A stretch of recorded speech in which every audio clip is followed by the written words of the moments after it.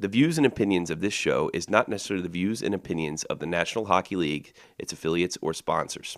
A Shot from the Point contains dark humor and foul language and is intended for mature audiences only. To summarize the previous, this isn't your grandma's radio show, and I'm not Foster Hewitt.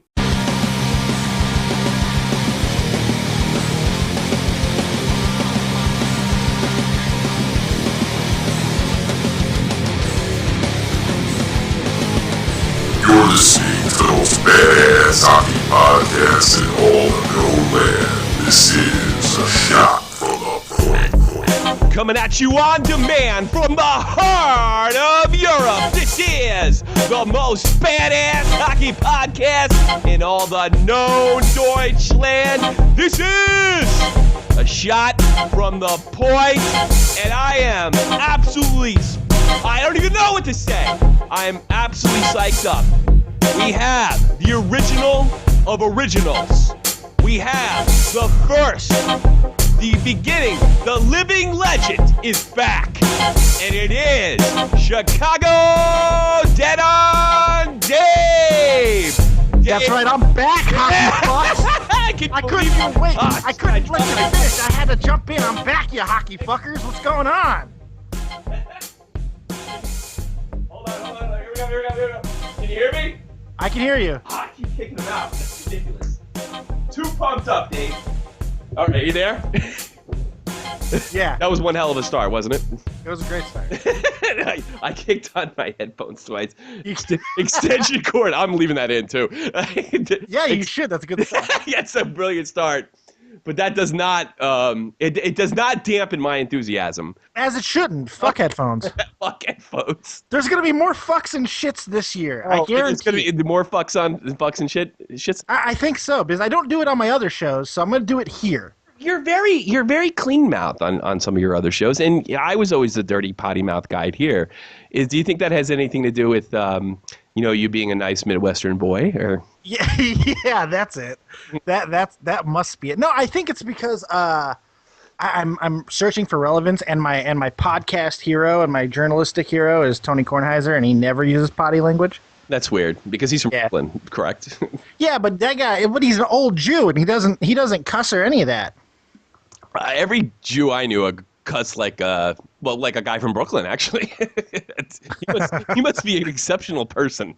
He's a pretty good guy. I like Tony Kornheiser. I do. I actually, I haven't told you this, but I do listen to little stuff. I don't like PTI. It's just because it does seem forced to me in a lot of ways, and that's okay. But it's just look, it's just a show. It is. And but he really is great. And I like his buddy too. But I like Will Bond. He's not a true Chicago guy to me, because a true Chicago guy can't be a Cubs fan and a White Sox fan. Just how it is. And he plays bandwagon shit. Really? I don't like it. Can you be a New York fan if you're a Mets and a Yankees fan? I don't know. I'm not from there. Fuck New York. I'm from Chicago. Well, I would be honest with you. Most New Yorkers would probably say the same to me. I am first and foremost a Yankees fan, but I don't pull against the Mets. You don't hate the Mets, and that's okay. Mets. I hate them when we play them. Like, I wish for plane crashes for the White Sox. What's the matter with you? I have issues. I had to edit so much shit from Jake last week. I had to edit. We're about to start piling it up for this week. Oh man! And then you're talking about plane crashes. Well, I'm just saying, I wouldn't cry if it happened. That's terrible. I know it's terrible. I can't help it. Take it back. I can't do that. Take it back. It would be disingenuous. Just say that you hope they lose every game next season, and I take that back. That's ridiculous. I hope nobody gets into a plane wreck, but I kind of hope they all get polio. What? We'll move on. Okay. Moving on. First, I know that I just showed some really uproarious behavior, but I want to give a shout out to especially your people on the East Coast. I hope that Nemo is not crushing everybody's fire out of their souls right now. You know what? I think, oh God, I may regret this. They're going to be fine. We've had blizzards before. Yeah. I think they're sitting around watching Nemo, if you ask me. Let me ask you a question. Would you want to be out in 60-mile-an-hour freezing wind? You were the one, because just before we went on the air, that's what you were talking about, and I didn't know that. And I got to be honest with you, I talked to my father about 3 hours ago, and we barely spoke of it, but I do wonder if there's a sense of maybe there's some Sandy hangover going on back home. Well, it could just be dread because when you get older, it's a natural thought. Yeah, well, he's sick, so that doesn't help. I know when I'm sick. No. Not going to help. Hey, before we get into news, I want to get into something that's both near and dear to both our hearts. Hey, it's about hockey. Can you believe that? Hey, wow, surprise. Alexander Ovechkin. Oh, yeah. Both. I could safely say he's one of your hockey heroes as well as mine. Correct? I love the grade 8. Yeah, I couldn't think. But the Washington Start has been abysmal this year. They're DFL on everything. Dead fucking last. And I got to be honest with you. I grew up hating the Washington Capitals, especially with Dino Ciccarelli and a lot of guys. I mean, they eliminated late 80s, early 90s. These guys were a real thorn in the Rangers side. But the advent of Ovechkin and the amount of sunshine that was pumped out of Sidney Crosby's ass initially, which didn't initially result in any seriously NHL results, because I thought he was kind of like the next Eric Lindros.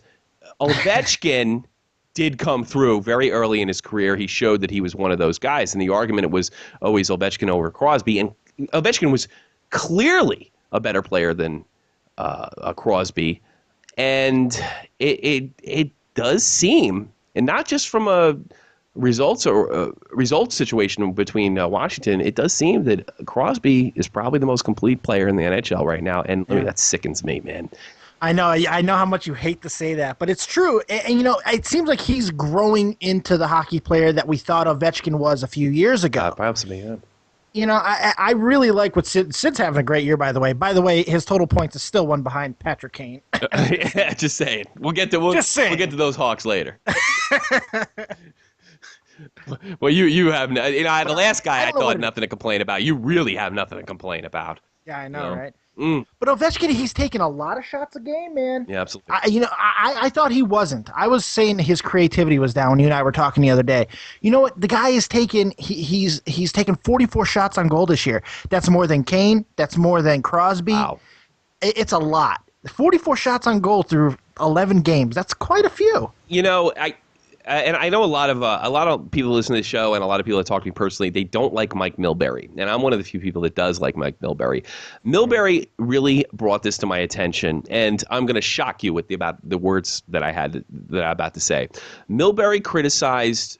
Not for this part, but Milbury criticized Ovechkin for some of his predictability that, he's been in the league a few years now, and some of the things he's doing, like going to the power play, going to the left side, winding up and putting that kind of patented slap shot that he has on the power play, and he's gotten a bit predictable, where Sidney Crosby, whatever he is or but character-wise, he's not a lazy hockey player by any means, and he works on the weaknesses in his games, and Alex really never had to do with that because everything came naturally.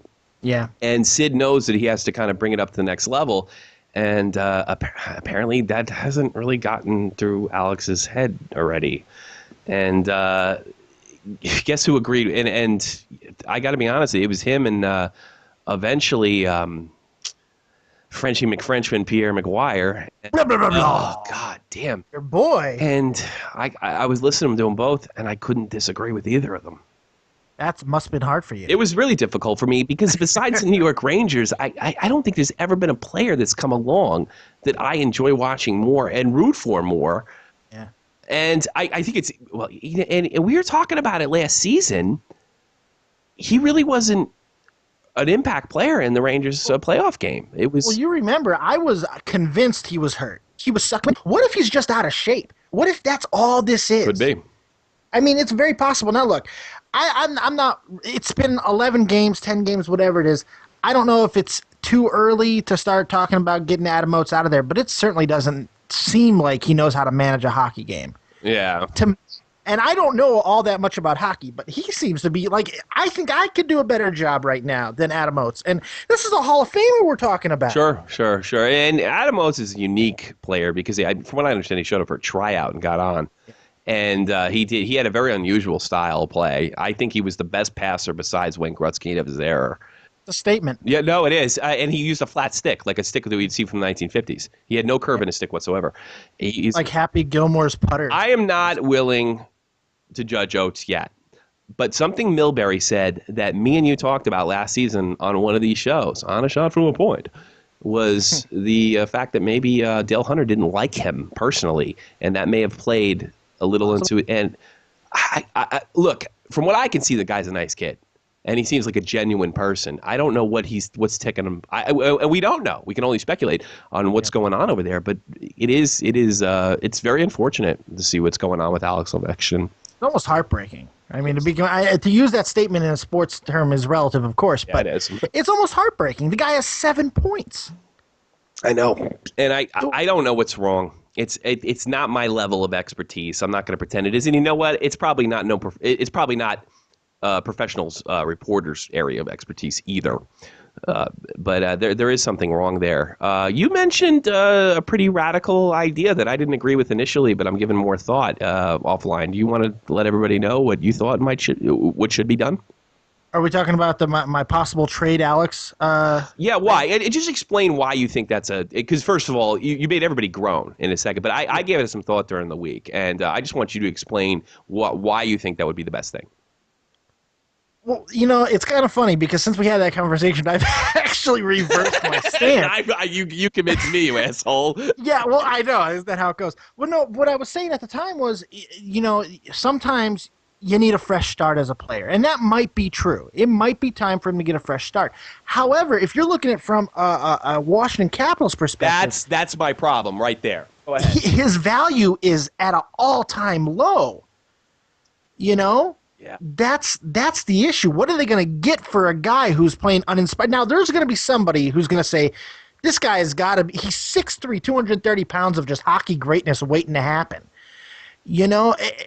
So someone's going to take a shot if they dangle him out there. I just don't see it. And, they've kind of already backed that up by stating they're not going to blow up this team. Yeah.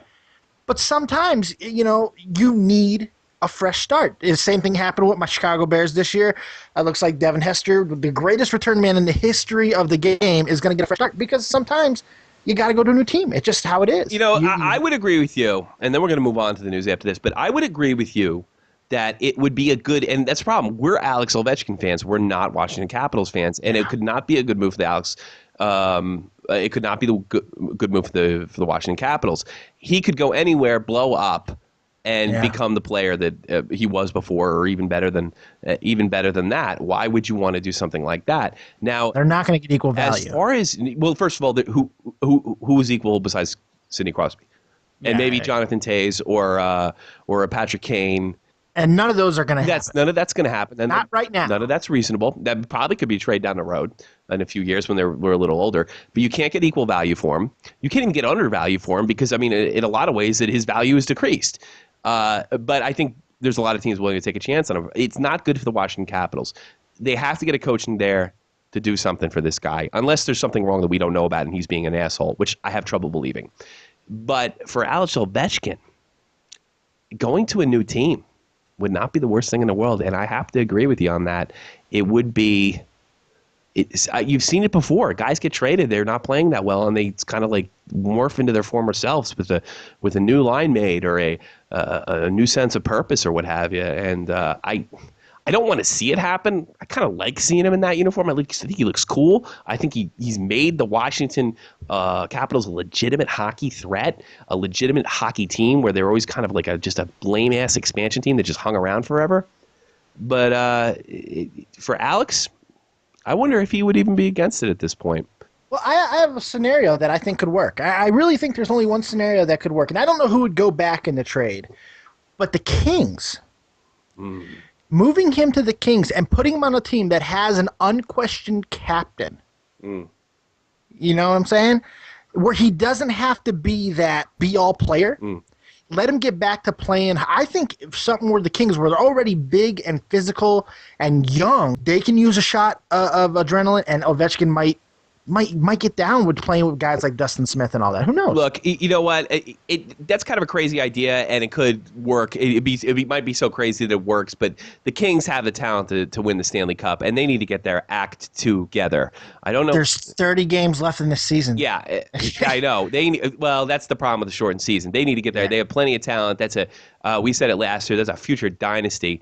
But in a shortened season, those guys need to play. I don't know if Alex Ovechkin could have one or two impacts on that. And by the way, that's not a reasonable trade. This is me and Dave just talking, by the way. Yeah, we're just spitting stuff out there. I think a team like L.A., but L.A. is so young, and they've already proven, you know what? They're only beating themselves in the end. Yeah. So moving on. Hey, do you want to get in some news? Yeah, let's get into some news. Oh, we'll get in some news. All right, here we go. NHL news of the week. I had to start off with this. Are we going to go with the non-story that is Tim Thomas? Yeah, I got real quick. Anyway, first of all, I understand why the Bruins got rid of him. Well, let's just read it. Tim Thomas has been traded to the New York Islanders. Apparently, me and Dave were absolutely wrong when he announced his trade on Facebook last year. That's pretty much who he announced it to. He did not tell anybody in Bruins upper management. And he was fined, and I did not know this, when he didn't show up for training camp in January. And were you aware of this? Because I certainly didn't catch it. Well, no, we weren't doing shows at the time. We weren't doing shows at the time, but I can't. Yeah, well, and I was angry at the hockey league. So, I mean, you but were. I got to be honest with you.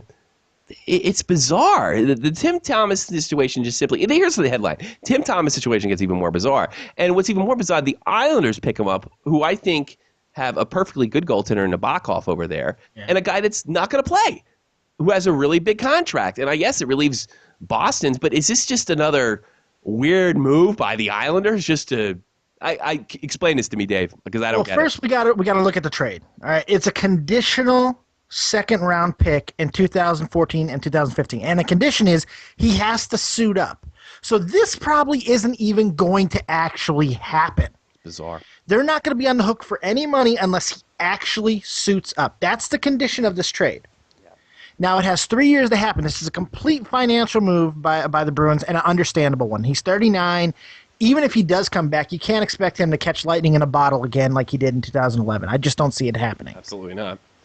So, I mean, is this a good move for the Islanders? You know, it's an almost riskless move. I kind of like it because if he does come back, let's say he does decide, I'll go play for the Islanders. If that happens, you know, they have a proven guy. Now, I just said he's not getting in a bottle again, but you know what? He's a serviceable backup that with playoff experience, and for a second-round pick in 2014, 2015, it's riskless. You're never going to believe this. I have Tim Thomas on the line. Do you want to talk to him? Oh God, do I want to talk to Tim Thomas? Here he is. Hey, Tim, go on. I want to be with my family. Thanks, Tim. Tim. Oh, thank you. That's about what I expect. I think Tim Thomas is friggin' kooky. Yeah. And I like Tim Thomas. I like the fact that he didn't go shake Obama's hand. But he was actually more well-spoken there than I thought he would be. That was impressive. Yeah, that was impressive. Absolutely. I got to be honest. I think the guy's kooky. Oh, yeah. He's 8 shades of fucking nuts. Yeah, look, there's no first question. of all, not shake. I mean, I knew that when he didn't. I had an opportunity to shake Bill Clinton's hand when he came to my high school in 1996. I wasn't going to high school at the time. I had just graduated. My girlfriend was going to school.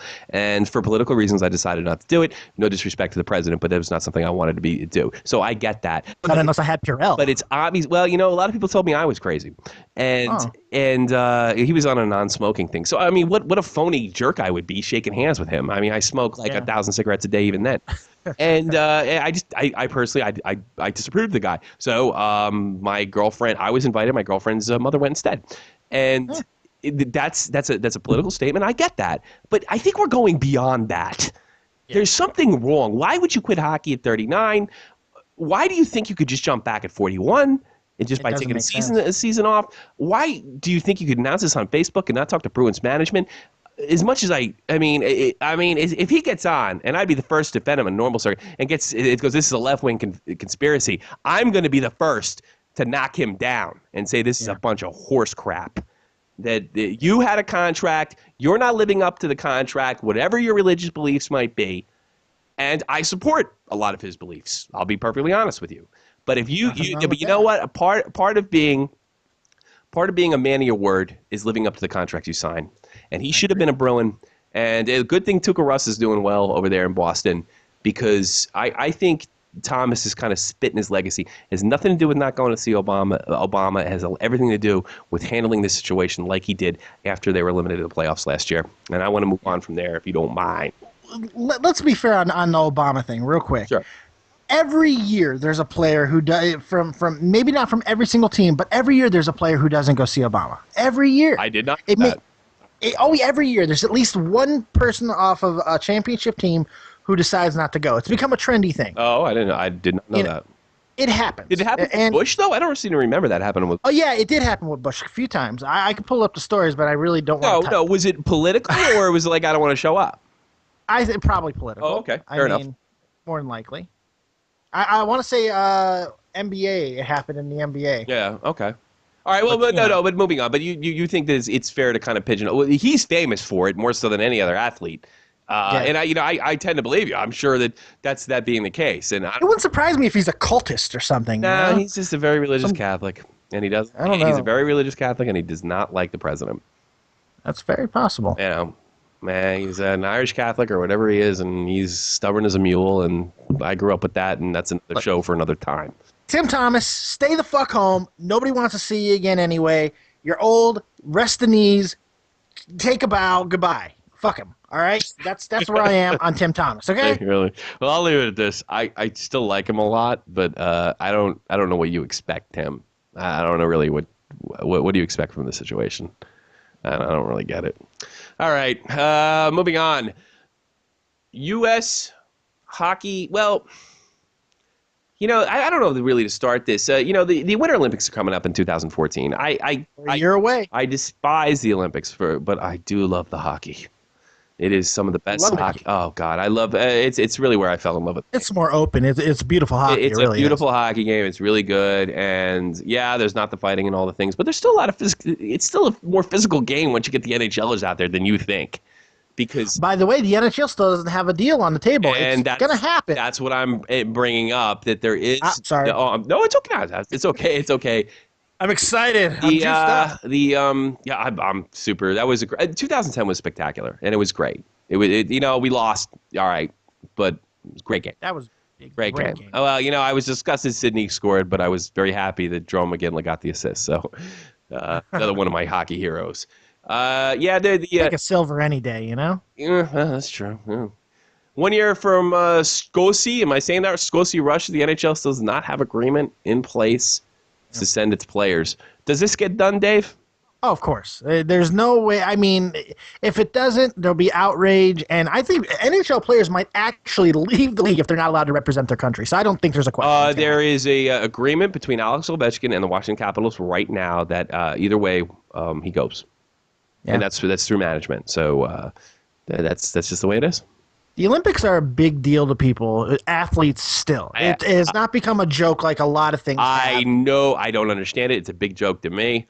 I think the hockey is pure because the NHL has a lot of influence on it, but the rest of it you can have. I don't care about it. No disrespect to the athletes. None.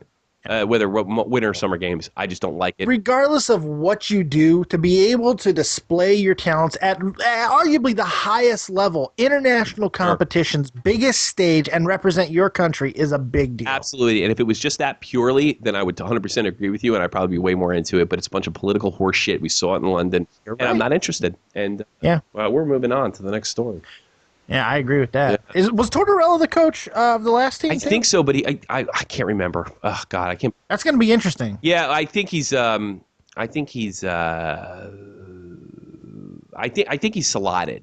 to be the coach. But he's slotted right now. We'll see. Spitting back to Ovechkin a little bit. In fairness, let's talk about Ovi some more. I'll spitting back. Not so much Ovechkin, but you know what the. Brandon Holtby, not having a good season. Ovechkin is getting a lot of the blame, as he rightfully should. He's the paid big star.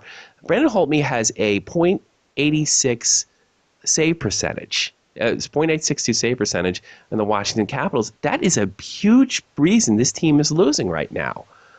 But the team is playing no defense in front of him. So it is horrible. And the lockout. I think the lockout has more to do with this team's failure than anybody else's failure or successes in the league. New coach Adam Oates didn't have a chance to get. They're still gelling. They're still trying to get something together. You can say that about a lot of teams right now. What's that? You can say that about a lot of teams right now. I'm sorry to step on you. No, you didn't. I heard a little blip on the thing. Yeah, so did I actually. But go ahead. No, keep going. Yeah, he, when you're a coach and you're coming into a new situation and you're not allowed to even speak with your players until 2 weeks before you get on the ice. I mean, come on.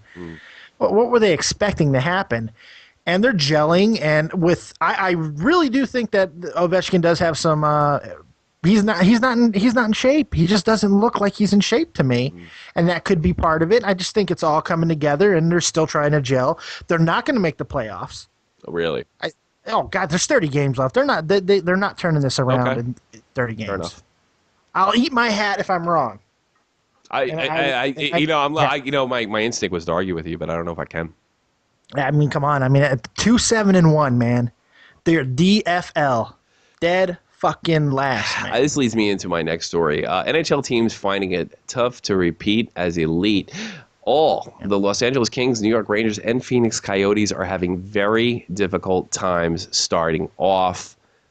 There's a lot of explanation. I mean, I think each explanation is a little bit different, but there is some gelling situations. Teams that relied on their teamwork, teams that relied on what they were used to. Maybe there's a player gone that they were used to being there.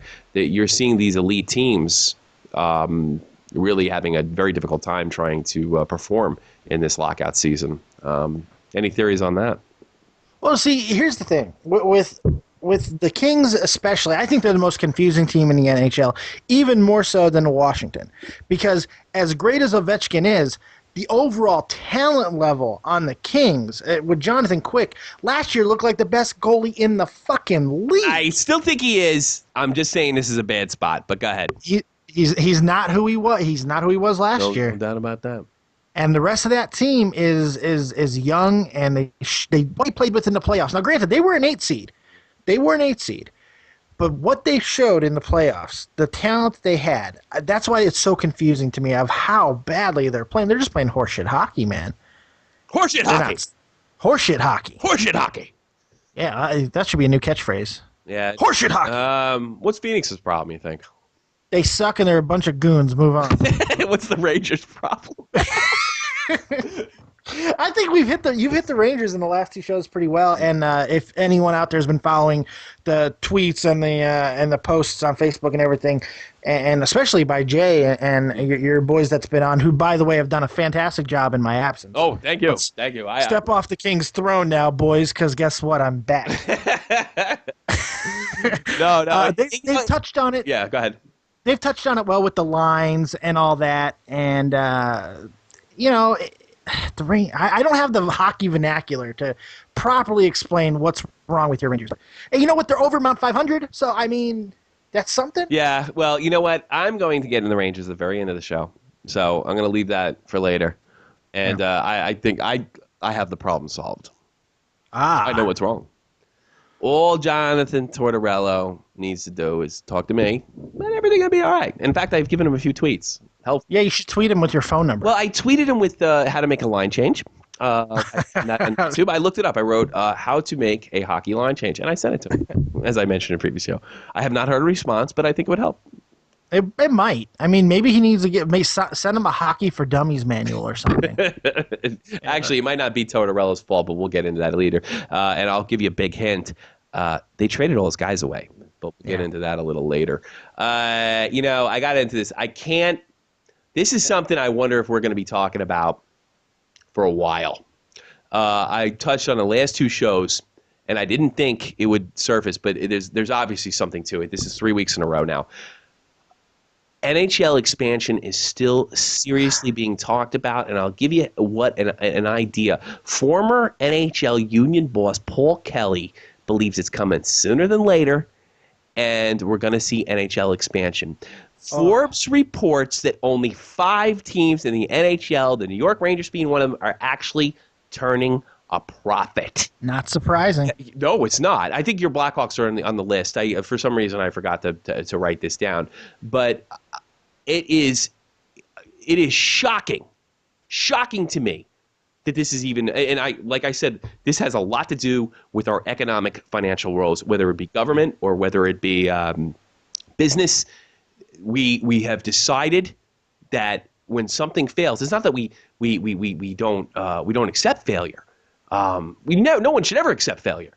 No. But we pretend it isn't happening. Yeah. La la la la la la la. Can't hear it. Not happening. It's not happening. The expansions have been an NHL failure. They've been a thorn in the side. They have killed revenues, and to make more makes a bigger hole. I don't know how else to explain this. And if it was just coming from this nut Kelly, I would have let it go. But there is 30 hockey teams. That's room for 900 players from admittedly a worldwide pool. Which, by the way, when the wall fell, they started expanding because they thought that we're getting all these players from Eastern Europe that were behind the Iron Curtain.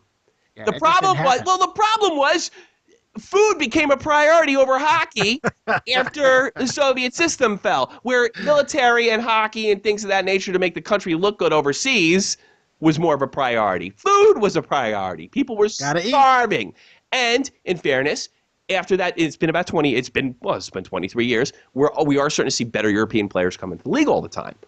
Yeah. But it took a long time, but they were expecting the expansion. I mean, it's just, and they can, I think personally, and you can tell me if these rumors are true.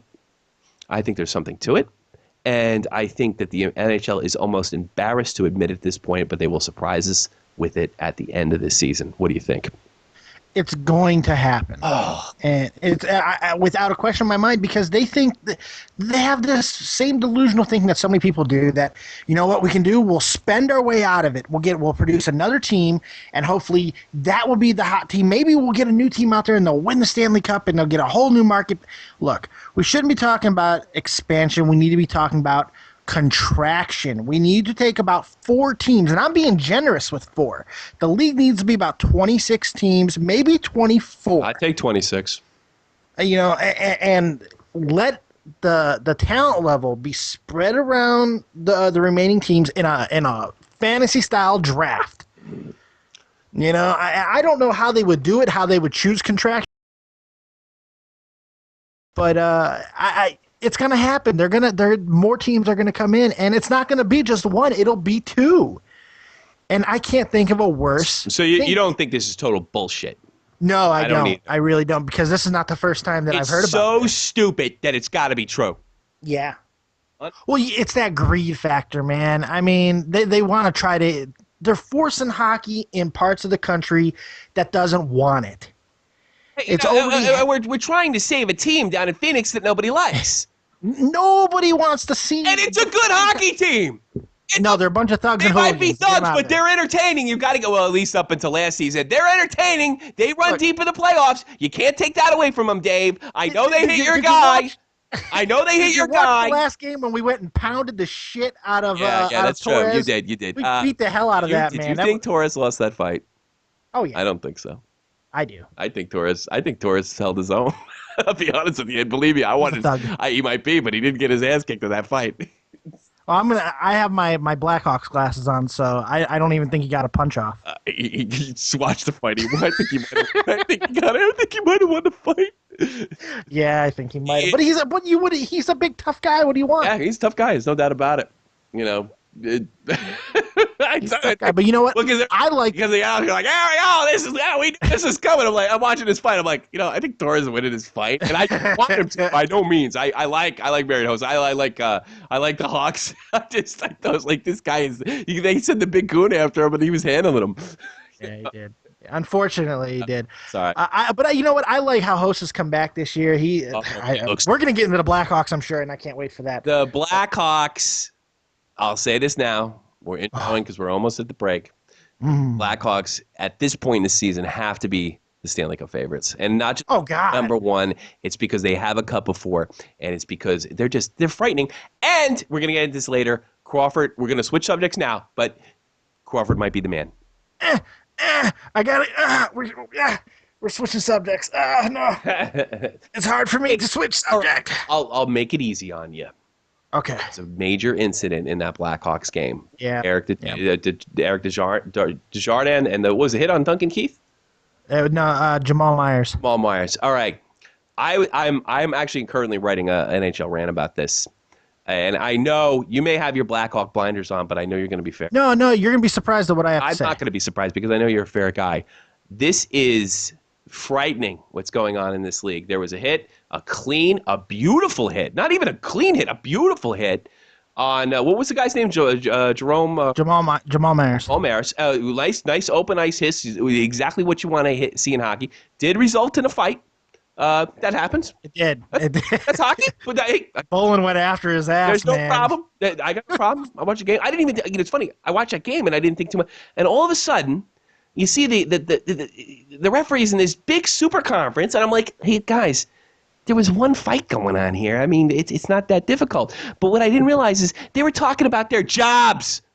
They were talking about their jobs. They were terrified about what, because nobody saw exactly what happened. So they decided to do the next safest thing. Desjardins hit him in the head. Myers. He's gone. Yeah. Myers in the head. He's gone. And there was also a penalty with Duncan Keith. He came out there. Yeah, but see, that to me is not the issue. All right, he kicked his ass. So what? Whatever. That's hockey. What's not hockey is an open ice hit. Is all of a sudden targeting the head. You know, I thought when you're a referee that if you can't make sure, it doesn't go. It doesn't even matter if you miss the call. If you're not 100% sure, if it's inconclusive, there is no way they could have conclusively concurred that they hit, that this was a deliberate shot of the head. So what they did is they thought it might have been, so they decided that it was. And let the chips fall more later. Because the NHL is putting that kind of pressure on these poor referees. And I'm not blaming the referees, by the way. This is unusual for me, too. The NHL is blaming these guys, and they're afraid. And they should not be referees that are afraid. Admittedly, the NHL, Brendan Shanahan, they did rescind the suspension. They turned it back. But this is frightening. You know, I'm seeing guys skate down forward, especially left and right wing, skate down the side of the boards. And interference if you put a glove on them. I'm not exaggerating. If you put a glove, it is good defense if the guy has possession of the puck or he's here to take the body. They want to take that out of hockey? Is that what they're saying? If the referees think there might have been a shot to the head? I mean, these referees are obviously running so scared that they're willing to do anything. And the NHL has rescinded a few hits this year. So, I mean, what's to be done, if anything, and will this just go away in the playoffs? Well, here's the thing with this. Now, first on the hit itself, the hit was clean. There's no question about that. However, when you just watch the play, the hit looks dirty at first. It really does. At full speed, yeah. At full speed. Unless they're allowed, and they should be, unless they're allowed to go and look at the play on replay, which they totally should be allowed to, because this is how bad. Watch it. We'd be watching replays all goddamn game. Well, yeah, I get that. But, I mean, these hits aren't being – these type of hits are what the NHL is trying to get rid of. And you know what? It's not the NHL's fault. It's not the ref's fault. It's not the players' fault. Do you know whose fault this is? Go ahead, Dave. Roger fucking Goodell and the absolutely NFL. Absolutely correct. That's whose fucking fault this is. This NFL evolution bullshit that they're shoving down our throat is what is faulting the rest of our fucking sports, and hockey is the next one to be targeted. Who's Roger Goodell? He's a fucking pussy. Who he is. The NFL commissioner, Roger Goodell. Roger Goodell is giving away the farm. And I'm doing a rant on this. If you don't think this is coming your way, if you don't think this is coming out, nobody likes hockey, so it's coming. Yeah. It's coming. And like I said in my last video rant, this has more to do with contact sports than it does with these guys' concussions, and than it does with these guys' health. They don't want you playing contact sports. No, Obama doesn't want you playing contact. I mean, if you want to tell me that Obama... His make-believe son can't play football. Exactly. And, His made-up fucking imaginary son. Yeah. What the fuck, man? Well. That actually pissed me off. That comment actually pissed me off. Because you know as well as I know it wasn't an offhand comment. No, it wasn't. Of course it wasn't. It was premeditated as every fucking thing that Obama does. But that's a different show topic. Well, if you didn't talk... Well, I'm going to do a rant on that. But you're exactly right. Unfortunately, I'm so bad at football. I drafted Obama. It's okay. I will help you. Really? I will get you through this. But here's the thing. I got my fantasy pick. I just did my fantasy league, and I picked Obama's son for a running back. I'm sorry. You picked who? Obama's a son for my fantasy. Oh, that was a good pick. Yeah, I know. I need some help. Yeah, a little bit. All right, everybody. That's the news of the week. The news of the week. By the way, I got my daughter. She had to watch her first hockey game. I had to watch her first hockey game, and I had her on the ice 2 hours later. And if you're watching the YouTube broadcast of this right now, please look up at your screen. There she is. Oh, I can't see it, but I'm saying oh. Well, that sounds good anyway. I saw the picture. The picture was cool. The story's even better, man. Your daughter's a rock star. Yeah, she looks pretty damn cool there, man. And you know what? You're a chud, but yeah, I'm not beautiful. No, you're far from fucking beautiful. Man. But yeah, it was really cool because these German girls came up to me and they said, this is the way they teach kids in Germany to use this thing. And I'm like, screw you, I'm American, I know her. Just like put her on the skates and give her. I know everything. A push. I know everything. And then I realized I wanted to skate and not hold my daughter's hand the whole time. So we got this thing where she can hold on to it. And I got to be honest with you, I think there's Americans back home that do the same thing. The difference is I didn't grow up a skater, and I didn't grow up, nobody's a hockey fan in my family, so I had to teach myself. And this is the best way to teach kids. So they have this, it's shaped like a polar bear, and they have handles. And what it does is because it kind of covers her knees, it kind of forces her push out and back. And and then after a little while, she's pushing the polar bear forward, who is also on skates, and then skating to it. That is amazing Scheiße. Shit. It is no matter how you cut the cake, because and those German chicks were right, and they weren't bad looking either. I mean, ice skating Germans probably don't look that bad. You are doing it all wrong. Let me show you how to do it correctly, baby. You just show That's me. the break. What do you think of the show so far, buddy? I think it's fantastic. We're killing it. We're killing it. Killing it. We're killing it. Hey, listen. We're beating the shit out of this show. We'd be arrested for battery. I'm raping this show right now. Speaking of getting arrested, I got a story for you at the end of the show. That's fantastic. Oh yeah, some crazy shit that's going on here in Wiesbaden that I did not tell you offline. Want to see you react to it? It's not hockey related, but we'll get into it later. All right, listen. At the break of every show, we're going to do something a little different. No, it's going to be a new tradition. I love unsigned music. I always like listening to wild music and what have you. I was in a band myself when I was back in New Jersey, and no matter how old or new, if you're going to send me some unsigned music, and I got to dig it, or at least got to be funny. I'm going to play some unsigned bands of this week. This week we're going to get in a little too of the hip hop. And I'm gonna go pound a fucking steak in my head. Don't laugh. This ain't reality TV. Visited Ireland recently. Went to go see some friends and what have you. And my buddy, I met a guy. I have a really talented young kid down there. And by the way, these kids. I'm not really going into the music, but when I went to Ireland, these guys are struggling down there. There's some really serious economic, and you can see it. Yeah, you can see it on the street, and it's not like the States where it's kind of creeping in. You can see this shit. There's a lot of young guys that job's kind of walking around doing nothing. I met a kid who I'm pretty sure he's currently unemployed, but he seemed like a real nice kid, real well read, real smart. And he's a musician. He's really into hip hop, and I hope this helps. I hope this does him a favor. And he's a real talented guy. His name is Eric De Niro. The Wordsmith. And you're going to see that. When I think of Irish hip-hop, for some reason, I just got this horrible, horrible vision of, the wrestler Sheamus out there. Pasty white Sheamus just sitting there talking about how he loves to fight. He's a good wrestler. He's a great wrestler. And he's Triple H's boy. By the way, Eric would love you right now. He's a huge wrestling fan. Oh, dude, I wanted to do a wrestling intro earlier. I was going to do my Jericho because I got a really good Jericho impression. Do you got a good Jericho impression? It's a pretty good Jericho impression. Welcome to Raw is Jericho! It's been a few years since I heard that. Pretty good. You need the maybe I'll put it in the background. You need the whole Y2J background. Yeah. Oh, you know what? I think I'll turn it on now. He's a big fan, and he recorded a track called oh Jesus, he's gonna be huge. I think it's Talk About Me. I don't fucking know. Obviously, I wrote Talk About, but not me. And he's with his boys. I'm sure I'm gonna screw this up. Shiki and Shira. It's good prep work. Yeah, well, no, I think it's just because you're a professional. No, I did prep, but my handwriting is so bad that I can't read. Who writes anymore, you dude? I know, I did. I wrote the whole show on the bus. I don't even remember how to write. I wrote the last rant on the bus. Well, yeah, like on a pad and paper. With you or something. Like Marky Mark did back in the old days when hip hop was a smartphone. Yeah, that's not gonna work either. That's what you need. All right. Talking to advice. Eric De Niro and the Wordsmith featuring Shiki and Shira. Talk About Me. Let's get right into it. Here we go. Bring it on. Peace.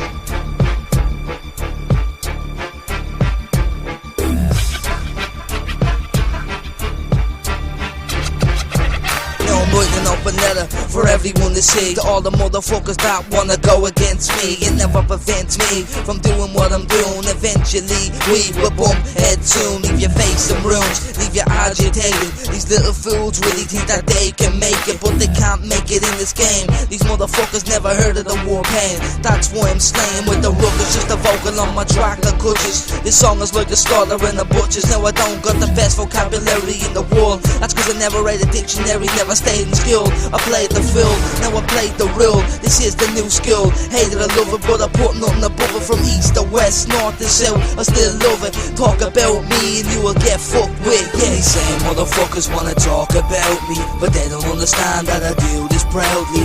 Catch me on the track when I do this rowdy. I break your back and then I'm outy. These same motherfuckers wanna talk about me, but they don't understand that I do this proudly. Catch me on the track when I do this rowdy. I break your back and then I'm outy. When they wanna talk, I'm forced in the list. Point out who you are and you're forced hit me fist. They chat that look skill gauges like you never been kissed. I've never been so pissed. I rate the cars raw and have the heads come through the door. Kick your mind the flow without a question. Having your mind shit scared and guessing the contestant on reality show. You acting tough in your lyrics with this reality, motherfucker. You don't know. I come here, I state don't talk, I'm not messing. Tony teach them stupid called the fucking lesson. They act like they know what I'm saying, but I hear what you're saying, man. I'm laying lyrics down with slabs with the same cunts that raps about me. It's strange cause they wouldn't if they really knew about me. But I'm from blind, some people will always fucking doubt me. I look you in the face, you not saying nothing to me. I don't watch out, don't keep that talking. Me and shit, you will make sure you not walking. These same motherfuckers wanna talk about me, but they don't understand that I do this proudly. Catch me on the track when I do this rowdy. I break your back and then I'm outy. These same motherfuckers wanna talk about me, but they don't understand that I do this proudly. Catch me on the track when I do this rowdy. I break your back and then I'm outy. This beat's real heavy, I'm handing away. The devil came around, so abandon your faith. We stand in your state in a bloody mess, trying to test the sheriff it. Man, I spit moons like a Beretta. Victorious outcome, man, I could bet it. Glorious, man, I've said it. I got enemies tonight cause I've done something right. Now you wanna talk shit like I'm not listening. Spit moons shining, glistening. Dumb shit, your mind must be missing in. Lining up these rappers and I be milling them. See what I symbolise, is I never realise. I spit from the mind, you'll never see what eyes. And you don't wanna really, or you be dealing with me, Will Smith and Shaky. These same motherfuckers wanna talk about me, but they don't understand that I do this proudly. Catch me on the track when I do this rowdy. I break your back and then I'm outy. These same motherfuckers wanna talk about me, but they don't understand that I do this proudly. Catch me on the track when I do this rowdy. I break your back and then I'm outy. Yeah, that's right.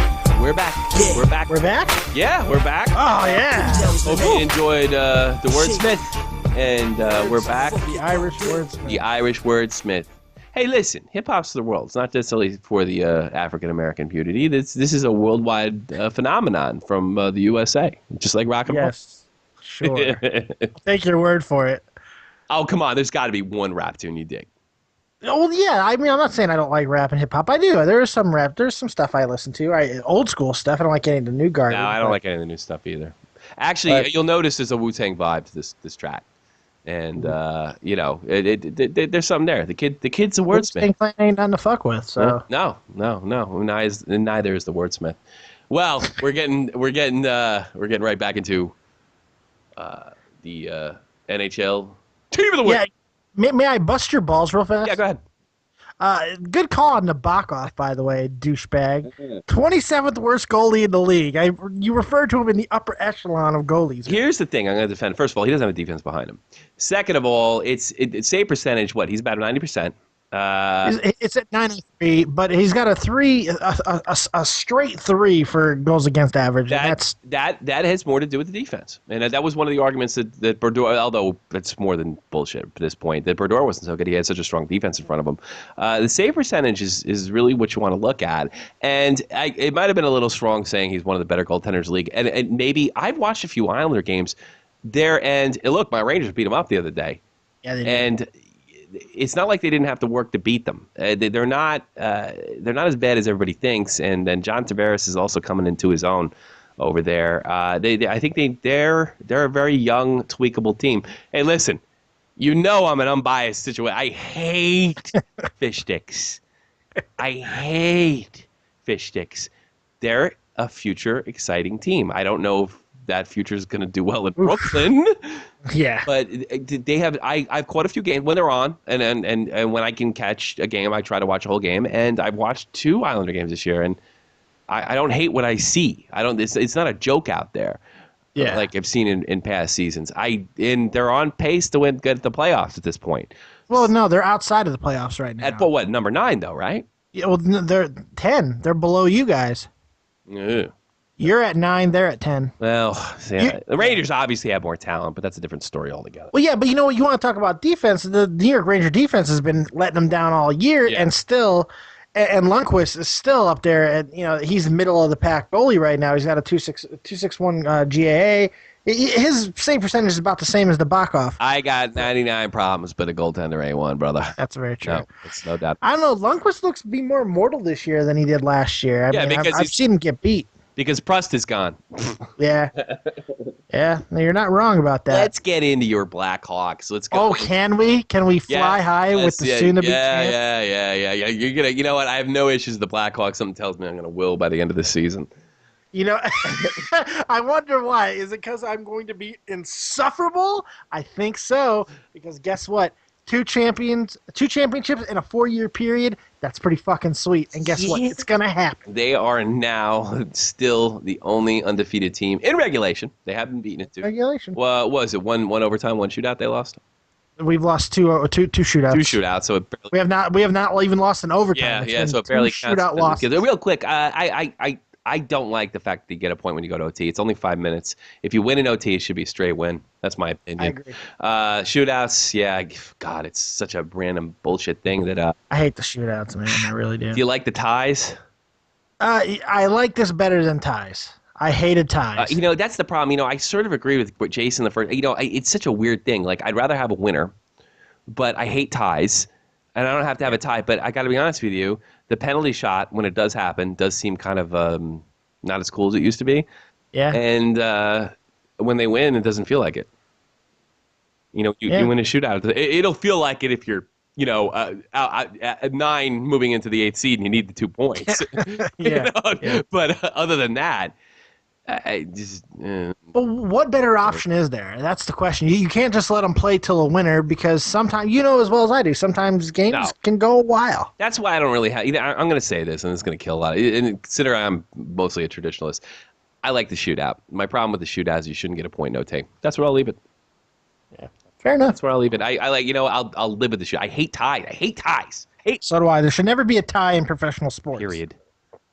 Jesus. There's no ties in life, man. No, I guess there is. Is there? I guess there's some kind. You got compromises can be considered a tie. Somebody loses.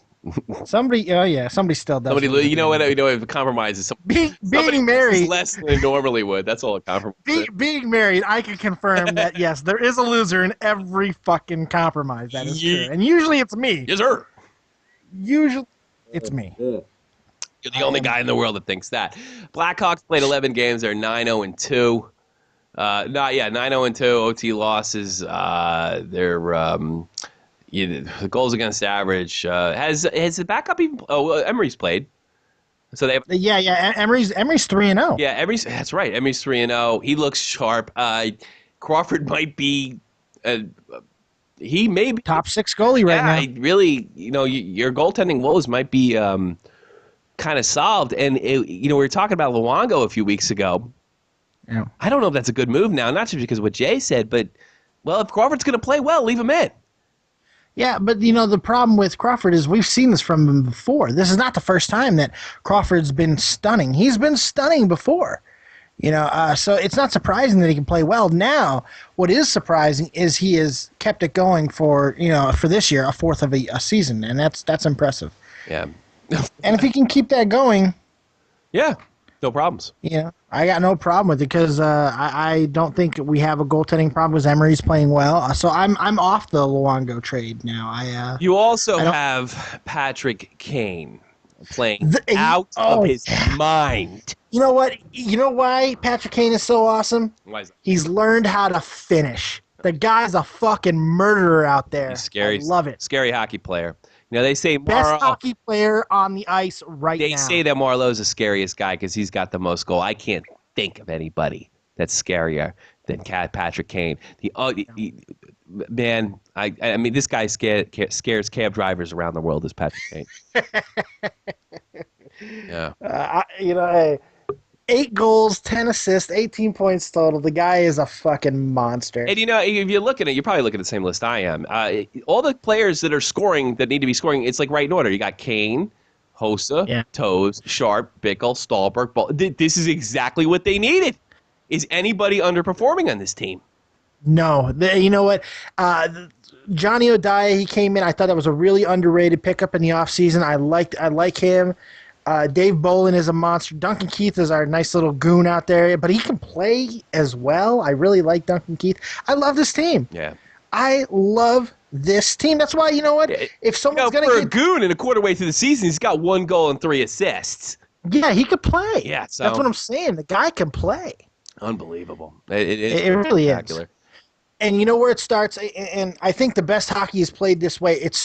Teams live and die on being able to capitalize on power plays and kill power plays. And guess where the Blackhawks rank in both of those categories? Numero fucking uno. This is a scary, scary, scary hockey team. Great history with a recent history. They won the Stanley Cup, guys. It was a fluky goal by Kane, but he did get the Stanley Cup winning goal. Too bad the guy that sits in the booth and watches goals for a living didn't figure it out and turn on the red light. But this is a scary hockey team, and this is the team at least they've handled. That's the thing. They played 2 games with this week, and 2 big challenges. They stood up to San Jose, who was undefeated. They went down 3-1. They came back, kicked their ass. They went up against who's sure to be an emotional game against Phoenix. Showed up. Second time we beat them this year. Yeah, it showed up. Well, this is a Rafi Torres situation, so it was really the first time he played him in every single way. Not sure that Rafi didn't hold his own in the fight, but that doesn't matter.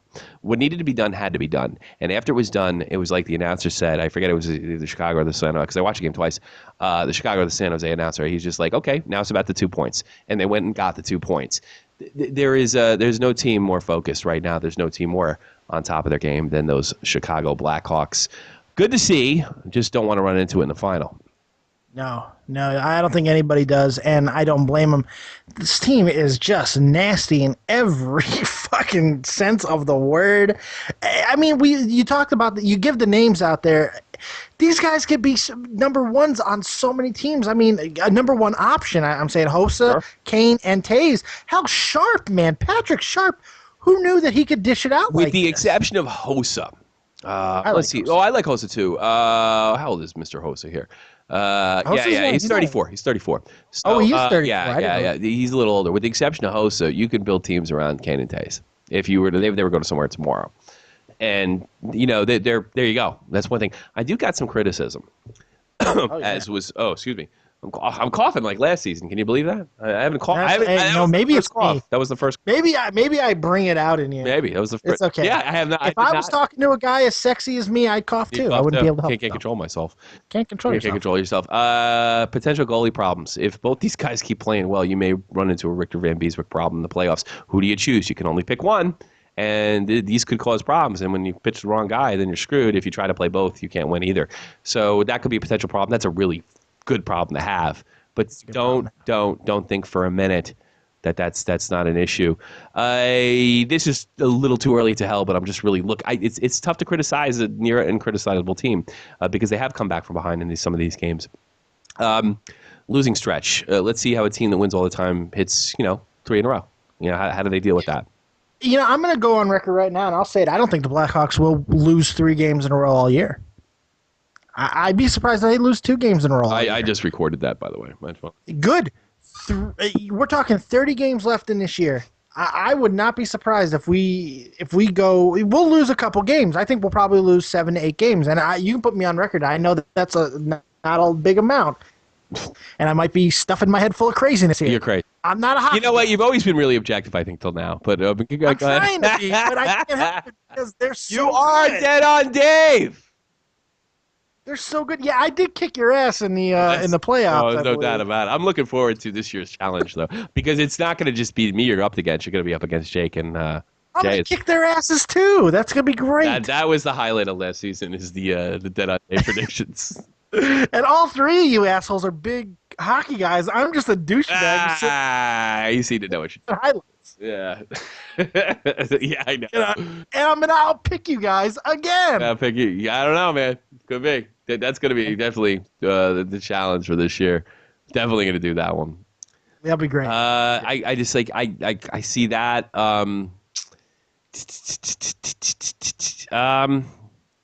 Yeah, I almost want to say not ready to get ugly in the playoffs, but I don't think this team's got a problem with getting ugly. I don't really see. Well, you know what? There could be problems there, but they haven't exposed themselves yet. So we'll see. And we'll leave those Chicago Blackhawks right where they are for the team. Fly high, Blackhawks. Fly high. Fly high to the playoffs. And you know what? This year, it's more true than ever. The playoffs are basically a second season this year because you add up all the games. If all games go 7, Yeah. you're basically playing the amount of games that you played in the regular season. Yeah, I know. It's like it really is 2 playoffs. It's ridiculous. Well, It hey, is. Everyone's racing to get there, and it's going to be great playoffs. It's going to be a better playoffs than it was I got a last year. And criticism. If they run too well, it's almost like taking a 3-goal lead in the first period. You start to get a little soft, and I think maybe the way that's a legitimate criticism. It is, and you know what? Look no farther than the Indianapolis Colts in the NFL. Vancouver Canucks last year against the Kings. That's another good example. Yeah, it is. You see it all the time that sometimes having regular season success does not translate well over to playoffs. Sometimes stuff like this happens. We got a Blackhawk down. We got a Blackhawk down. One injury could change everything. Absolutely. It's very true. It happened in the playoffs to us last year. Sure. Taves was not 100% when he got in there, but you give him credit. He did play. Hossa gets knocked out. That whole series changed. Yeah. Well, you make that hard. That game changed and the series changed. No, there's no doubt about it. Oh, Fucking boy. Torres. Oh, God. I'd fight Torres. I'm just saying. Would you? I would. I got 45 seconds of good fight in me. And it's about to improve because I'm going to start that DDP yoga shit on Really? Monday. Yeah. Oh, wow. I am. I bought the DVDs 3 years ago, but I'm going to do it. I'm gonna start Good it. for you.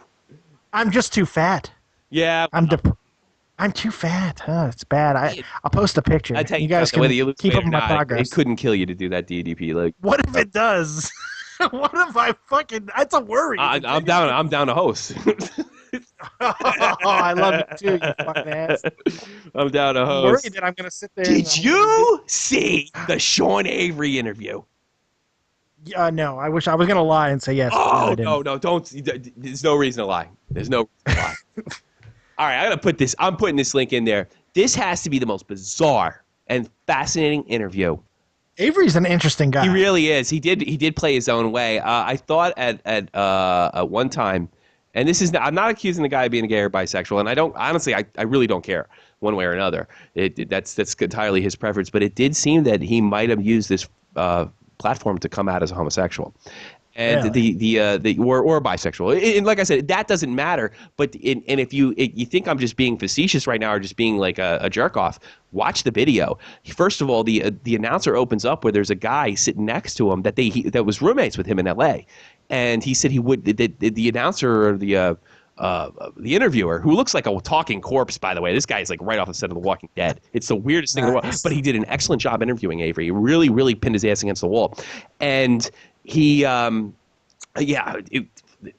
it. I wish you would have saw this. I know there wasn't a lot of time. You didn't give me the link. I know I did. I did give you the link, but it wasn't a lot of time. I only caught it a few hours ago. I didn't see And, it. no, I have all the links. I don't see We it. will be talking about this next week. And you know what? It might be a good teaser. It is fascinating. And he says at some point to Avery, did you see...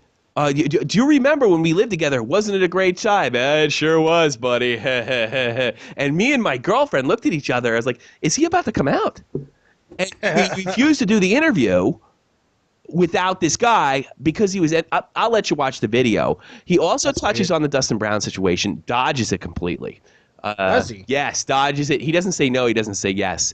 And you got to admit, the reporter keeps him on the wall, keeps him on the road, and they also talks about, is he really retired? You know, Sean Harvey's only 33 years old, and he was not. He could play. He was an untalented player, and boy, did he really, I mean, God, I mean, he really tore the Devils apart. I will say this, and I've always known this, and I did like him as a Ranger. Sean Avery has to be one of the most disgusting athletes I've ever come into contact with.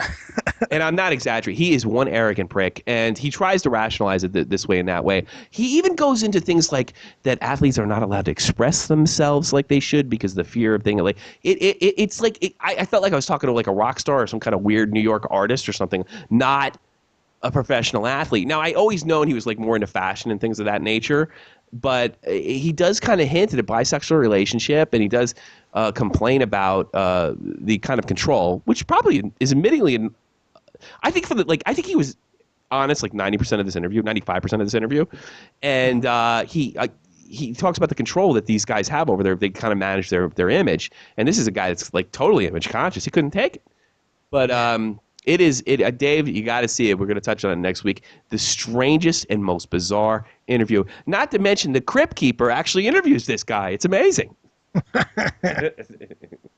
I swear I didn't see the link, but if you said you sent it, I believe you. I don't believe you. Rob Zombie is making another movie. Who fucking cares? Move on. He's an untalented. He's an untalented filmmaker, man. You think? Yeah, his movies are horrid. He's making a hockey movie. He's making a hockey movie. He's making a hockey. Oh, I only saw his new horror movie, the new Satan's thing that he's coming. Yeah, he's making a hockey movie of some kind. It's just shock value shit. I can't get into it. No good. I tried. I like Rob Zombie. I like his music. Yeah, me too. Well, I don't hate Rob Zombie. I don't even hate his films, but and you know what? He's a very talented illustrator as well. He's a great artist. I worked on Pee-wee's Playhouse, correct? Yes, I did. Yeah. Amongst other things, he's very talented, but he can't direct a fucking movie to save his shit. Yeah. All right. Fair enough. I you know what? I it's probably something I couldn't tell. I'll be honest with you, but I don't know. He can't. I just don't think he doesn't have that eye. That he has a cult following. People love that House of a Thousand Corpses and all that shit. People loved it. Yeah, I saw it before. It was called Texas Chainsaw Massacre. Yeah, right. I'm just not going to forgive him what he did to Halloween. The first one was acceptable. The second one was the biggest piece of shit I've ever seen. I don't agree with these remakes. Yeah. Hey, moving on. Moving on because we're just about to get the plug. We got to end this because this hockey game's on, man. I'm back, and I want to. I'm back. Yeah, I know. Yeah. Well, hey, you know what? I don't think we should screw up this gem. We're still cutting it, and it's looking good. I'm sleepy. Listen, New York Rangers, real quick. Even though with the big victory over the Islanders, which is good, and they look real solid. I'm pretty sure I know what's wrong with this. I know what's wrong with this team, and the worst part about it is Nash is going to get all the blame because most Ranger fans are stupid. Yeah, you heard me. You're all stupid. Most Ranger fans are stupid. They're going to blame Nash because that's the most visible change that took place. The problem is they got rid of Prost. Well, they couldn't get rid. They Montreal signed him for a bunch of money. By the way, he's kicking ass over there in Montreal. Yes, Montreal looks very good, by the way. I take back what I said in the first show. They're starting to look like they're going to make the playoffs more so every game. And they let Feds go. The problem is Feds, Prost, even Mike Rupp, who they traded, and Dubinsky, who I don't have a problem with the trade because they had to get rid of Dubinsky to bring over Nash, which I get. Don't get me wrong. These were Tortorella guys. These guys are what they made the defense gritty, and you can see that grit is gone. Now, like I said, Nash is going to get the blame for that, but they really, and we said this last season, that they really needed to do something besides relying on Delzato and Stahl for goals. They needed forwards, and they need a playmaker. They need a playmaker, and Nash has done that. And he doesn't have a lot of goals, but he has a lot of assists, and he opens up a lot of ice. He's getting. I mean, every time I see Richard score, I'm like, Jesus Christ, where were you in the playoffs? You're a top-rated guy. And Gabrick's woken up. That first line is really, with the exception of last game, that first line is opening up. It was the second line is a problem. Then Callahan gets hurt, which is just unfortunate. You can check that information on my video rant. And here's the thing. The Ranger management went too far. they said we need more offense, which was true. But don't take the defensive punch out of it. Yeah, you got to give to get. You needed to bring a guy like Matt Nash, but you took all the grit. And they basically said by trading Rupp earlier in the week, we don't want Tortorella guys. Yeah. Like, what's going on there? I mean, it could be they don't want Tortorella. That could be where this is leading to. Ooh. As much as I like Tortorella, and I do, and we've discussed this before. Sure. Here's the thing: he's a system guy. He's like Mike D'Antoni in the NBA, except Mike D'Antoni's all offense, no defense, and Tortorella seems to be all defense, no offense. You see, the problem is sometimes that pisses management off. Yeah, maybe. And it's possible, and especially he's not a good spokesman either. You know, he doesn't care about the media. I think he's a good spokesman.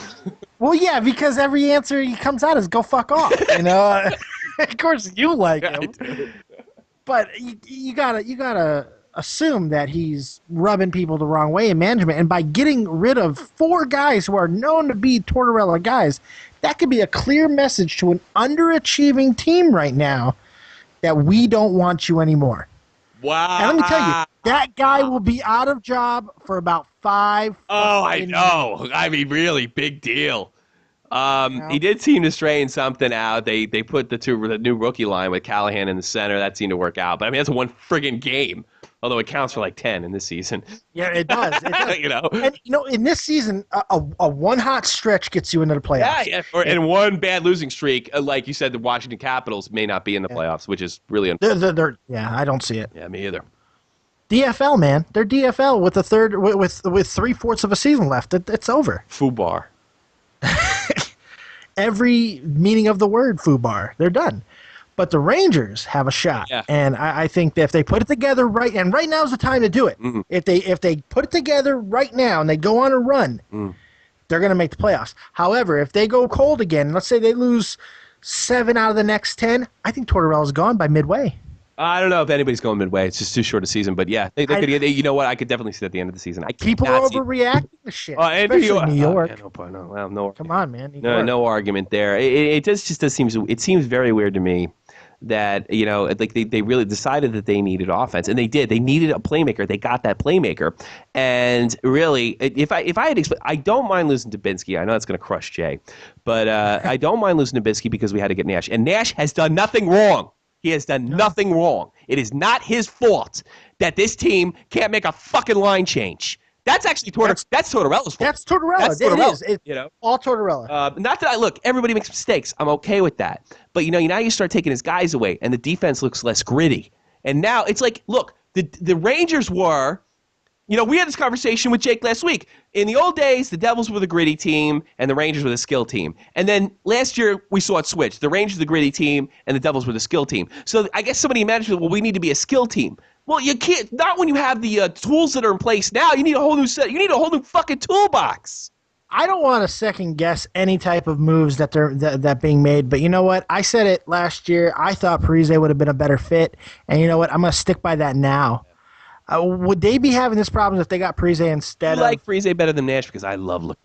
In the situation for that team, I like Parise more than. But here's the thing: it wasn't even an option because he wanted to play in Minnesota. That's what I know. Like. I know. I know. He wanted to go home. I get that. That's fine. But still, we'll leave it. Yeah, we'll leave it at that. Hey, you got any plugs, buddy? Because that's it, baby. Yes, I do have plugs because it's coming. I know we've been touted for a couple of weeks, but it's coming. It's coming. It's coming. It is coming, and it is A View from the Couch. Yeah. My new show, sports focused. Fuck all the movies. Fuck all the comics. Well, maybe not completely, but I'll try to sustain my inner geek. The sports are coming, and wrestling is coming, and I got the top 10 list in chess. That's right, motherfucker. Yes! You made a joke about it. We're talking about the first episode, and because you people out there might not know this. What's that? But good old Tommy C, he's a chess connoisseur. Nakamura gonna take you down, bitches. H-bomb in the house, bitches. It's ridiculous. They really call him H-bomb, by the way. That's insanity. How can you? He's a chess player. Well, you got. And he's Japanese. He's the guy that I probably beat up in high school. I was on the chess. He's actually like 200 or 300 pounds. Like when I saw him, he's a kid. He's a big guy.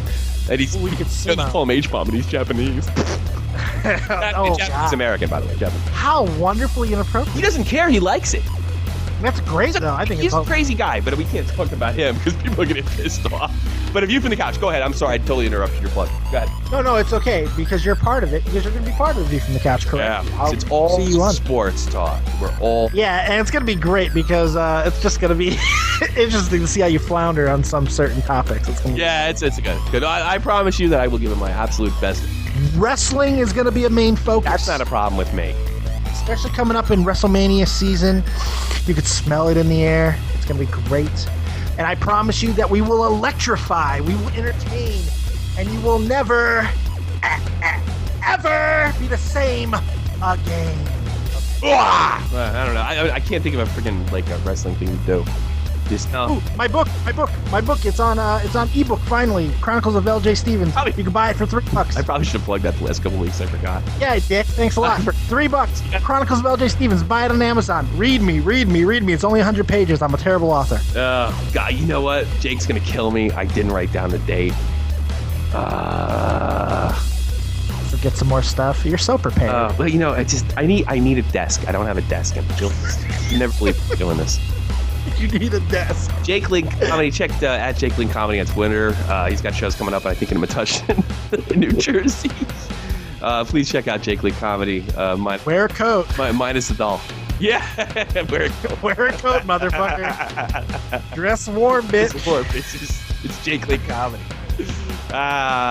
Jake Lake, one of our guest hosts and huge Devil fan and very funny and talented comedian. Candy Ann. Yeah, Ian is now. JohnFreemanMusic.com, JohnFreemanMusic.com. If you check out JohnFreemanMusic.com, you can get JohnFreemanMusic.com music. No shit? Yeah! Oh, that's incredible. It's amazing. It's like you go to somewhere and you get what you're looking for. And they have an old episode of me and you on there. No shit. Yeah, we're his commercial on there. No doubt. Really? Yeah, that's it, man. Hey, everybody wants a piece of Dead on Day. Except my wife. Chicago Dead on Day. Chicago Dead on Day. Chicago. Chicago Dead. Hey, you like what you're hearing? Want to download it? Check us out on Podomatic. Pod-O-Matic. Fuck Podbean. I'm just saying, Right, I don't care. Fuck Pod. Don't say that unless I have to switch over there. I can't. I'll get sued. Fuck them. I don't want to pay them too, so I better cut this episode down. I didn't want to go 2 hours. What else do I got? Podomatic. If you want to subscribe, hey, listen. You know, I know some of you guys actually listen to the whole show. Subscribe. Let me know. Like, I had this guy in Canada. I'm not even joking with you. This guy in Canada was like, you know, when we came back, he's like, I'm so happy you guys are back.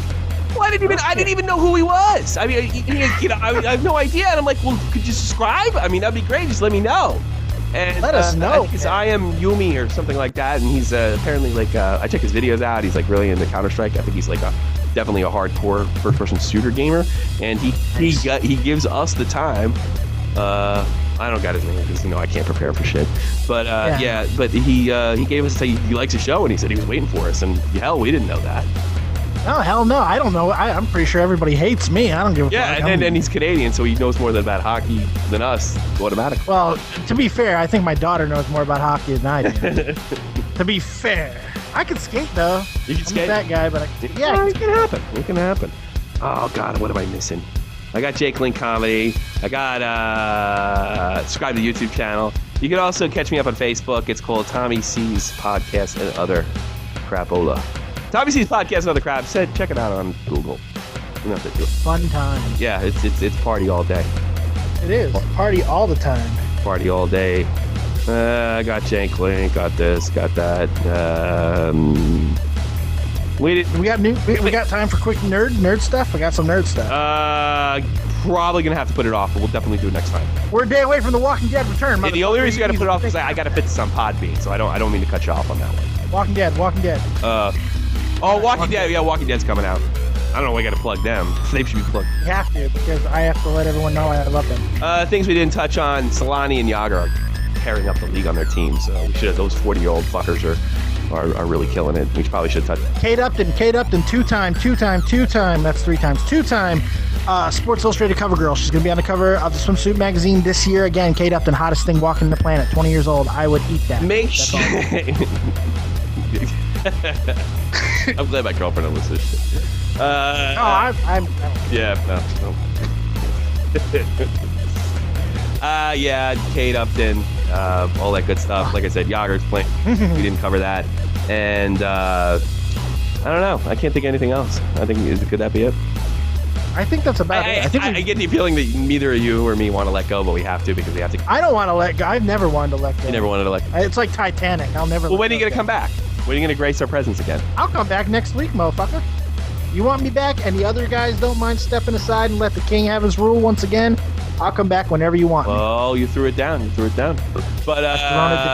you know what? I think that may happen because they're probably gonna be shoveling snow.